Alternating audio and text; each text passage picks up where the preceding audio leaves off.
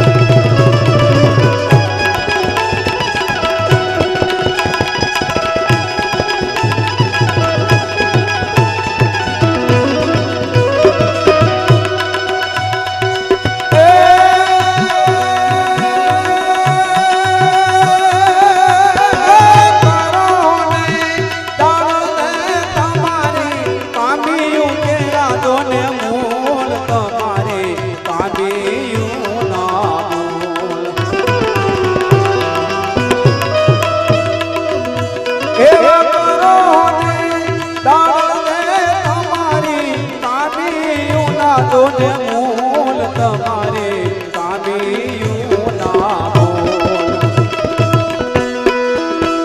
તમારે વાજો રાવત શ્રી રાજા તમારે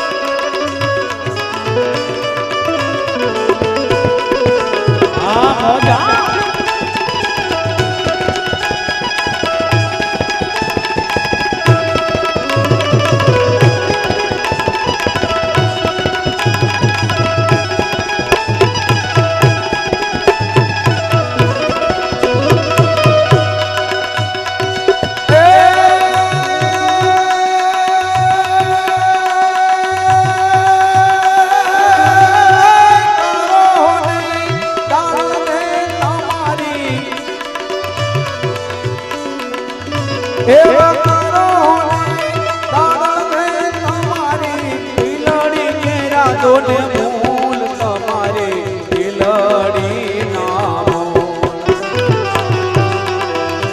એવા કરો દાન દે તમારી પીલડીયું ના જોડે મૂલ તમારે પીલડીયું ના મૂલ તમારે રાજા રાવતસિંહ રાજા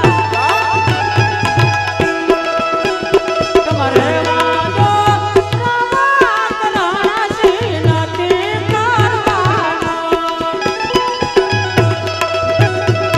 મારી રે દિલને રાજા તારો મોટા છે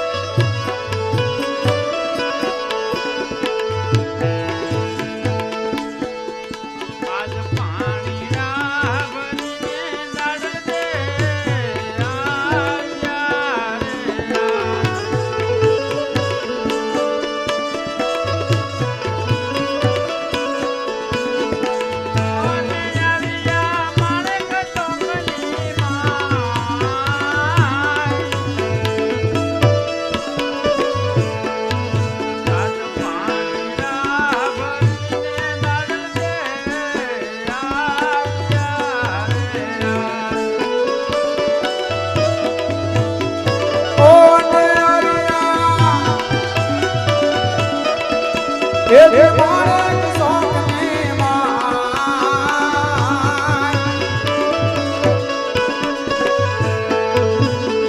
પાણીડા ભરીને ડાળે આવ્યા રે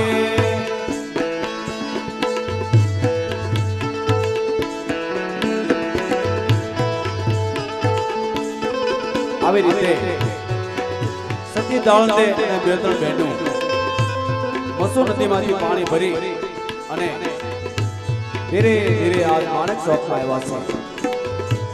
રાવત રણસિંહ તેમની પાછળ હોય છે ત્યારે સતી દાળતે પાણી ભરીને માણેક ચોકમાં આવ્યા છે ત્યારે તેમની સાથે જે બહેનો હતા એમાં એક બેન સતી દાળતને શું કહેવા લાગ્યા છે? અરે હા સતી દાળતે સામેથી રાજા રાવત રણસિંહ આવે છે. અરે બેન તો જરા મારું બેડું સંભાળો.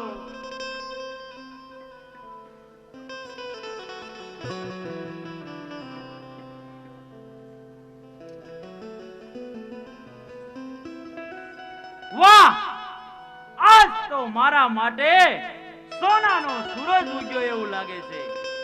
આજ તો મારા માણેક શોખની અંદર સુંદર મુખવાળી નાર એ પણ મારા માણેક ચોકની અંદર ઊભી છે. તો ચાલ એ સુંદર મુખવાળીને એનું નામ પૂછી લઉં.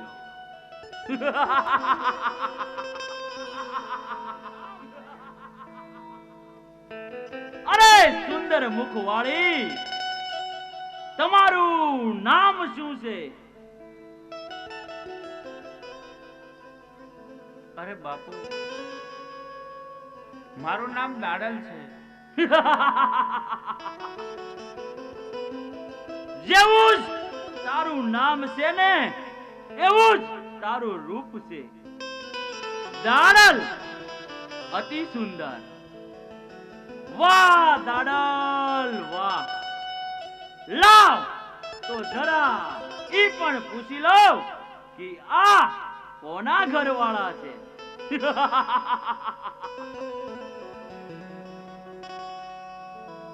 અરે દાડલ, તમે કોના ઘરવાળા છો? અરે બાપુ, હું ખીમડા સમારના ઘરવાળી છું. વાહ ખીમડા વાહ. શું કાય તારી નાર છે ને? પણ આવી સુંદર નાર તારા જેવા ભગતડાના ઘરમાં ન શોભે. ઈ તો કોક આવા રાજા મહારાજાના મહેલમાં શોભે. માટે દાડલ, સાલ તને હું મારી રાણી બનાવવા માંગુ છું. અરે બાપુ, આવું ન બોલો. આવા વેણ તમારા મોઢામાં શોભતા નથી બાપુ, માટે આવું ન બોલો. અરે દાડલ, તો તમે ધંધો શેનો કરો છો? અરે બાપુ, અમે જંગલમાં જઈ આવળિયા કાપી લાવી, એની સાલ ઉતારી. અમારા ઘરે મોટા મોટા રંગના કુવા છે, એમાં પલાળી અને અમે ચામડા વેચવાનો ધંધો કરવી છે બાપુ.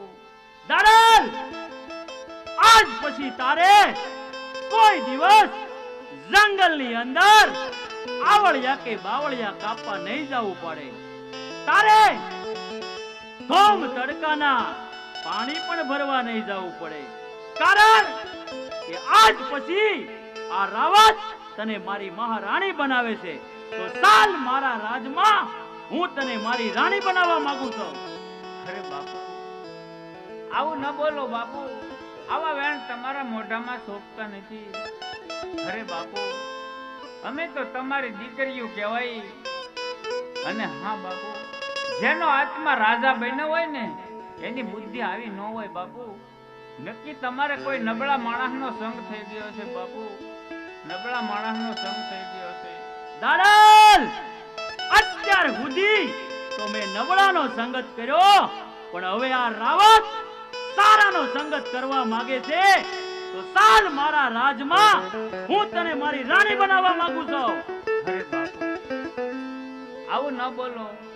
અરે બાપુ, જે માણસ દારૂ પીતો હોય ને એના પેટમાં દારૂ નાખવાથી એની બુદ્ધિ ભ્રષ્ટ થઈ જાય છે.